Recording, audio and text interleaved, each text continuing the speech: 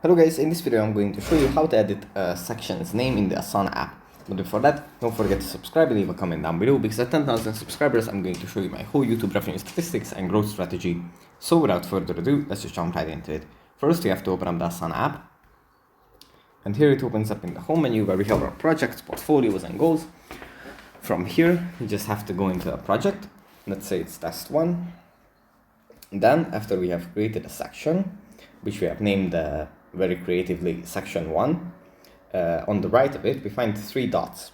If we tap on this, then this little pop-up is going to show, and then at the top of it we find edit section name. If we just tap on this, we can